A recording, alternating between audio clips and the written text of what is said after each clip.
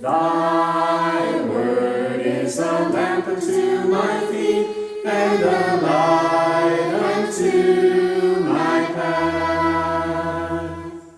Thanks for joining us today. We're going to be reading from Psalms 93. I'll be reading from the English Standard Version. The Lord reigns. He is robed in majesty. The Lord is robed. He has put on strength as his belt. Yes, the world is established. It shall never be moved. Your throne is established from of old. You are from everlasting. The floods have lifted up, O Lord. The floods have lifted up their voice. The floods lift up their roaring, mightier than the thunders of many waters, mightier than the waves of the sea. The Lord on high is mighty. Your decrees are very trustworthy. Your holiness befits your house, O Lord, forevermore. While this is a very short psalm in the grand scheme of the Psalms, it is very fitting for the righteous majesty that our Father above has. Um, we start out reading and see how appropriately clothed it describes our ruler, the ruler of the earth that rules over from the east to the west, and how he's reigned from the beginning of time and is everlasting king forever beyond the end of the earth. And then also how the earth was created by him. It's perfect and enduring for the time that he has set in place for it.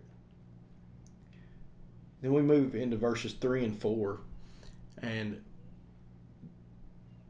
what I take from this is it's talking about floods and the waters of the earth and how powerful they are. And we think about from a physical standpoint, water is a very powerful uh, thing.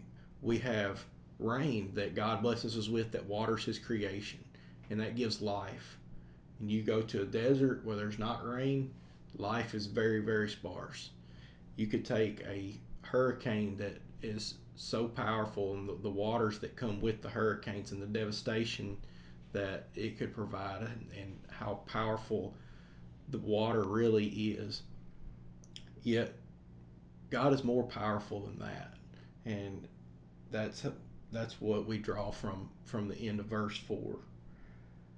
Then in verse 5, it talks about how his decrees are very trustworthy, and I think we can probably all say as students of the Bible that we know that that is so true on so many levels. When you read the scripture and how you can almost feel how you know that that's true because um, you've experienced it, you've lived it, you've seen it.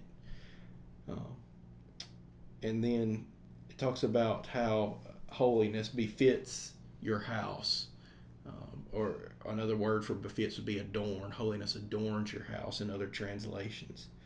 Um, I have two thoughts on this, and I think both are very relevant. One would be God's house is holy. There's no question. And the holiness that shines from God's house is one that should be uplifting to us, and for us to strive to be in that in that holiness that is in His house, in His presence. But also, we as members of God's house should strive to be that holy. We should strive to have holiness shining from our house, just like the holiness that's shining from God's house.